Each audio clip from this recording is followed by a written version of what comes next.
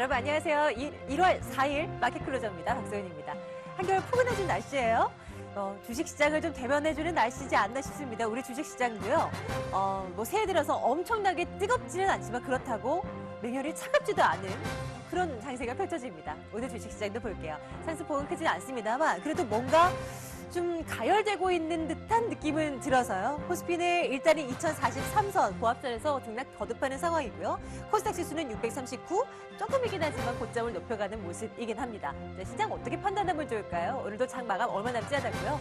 장 마감에 대한 얘기 나누면서 그리고 내일을 위한 준비도 해보도록 하겠습니다. 마켓 클로저 지금 출발하겠습니다.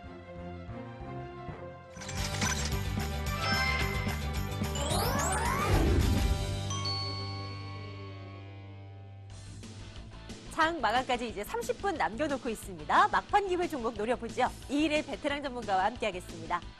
한발 빠른 선취매로 시세 분출 종목을 노리겠습니다. 엔텐 힌트 장봉수 전문가 함께하겠습니다. 세력선 포착을 통한 주도주 단기 매매 규제입니다. 키움증권 투자 콘텐츠팀 윤종빈 부장이 여러분들의 마지막 승부를 책임지겠습니다.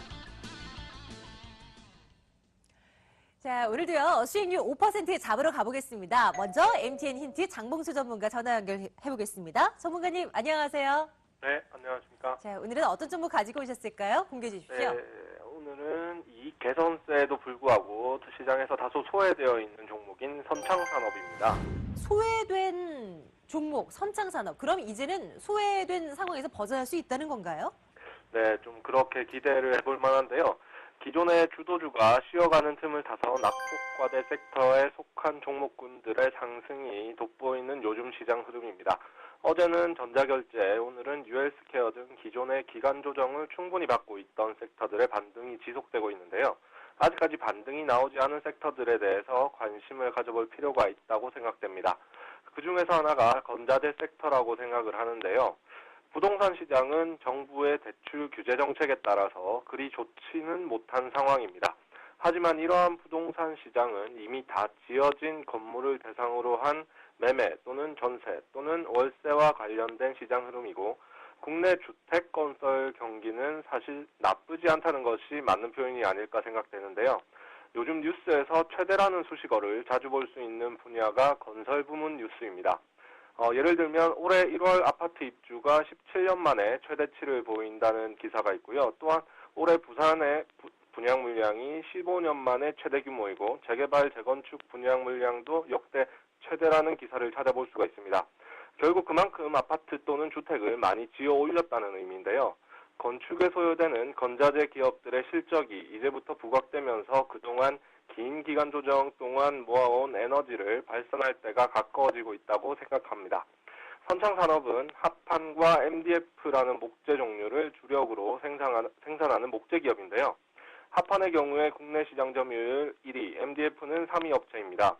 원자재인 원목을 주로 중국으로부터 수입하게 되는데 중국 경기 침체로 인해서 국제 원목 시세가 하락한 점이 제품 원가 개선에 도움을 주고 있는 상황이고요.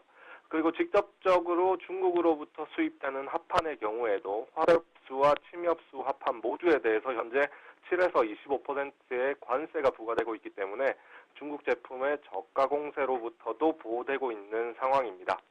연결 자회소로 이제 달인이라는 회사가 있는데요. 샴푸와 화장품 통, 용기에 사용되는 펌프, 즉 디스펜서를 생산하는 기업입니다.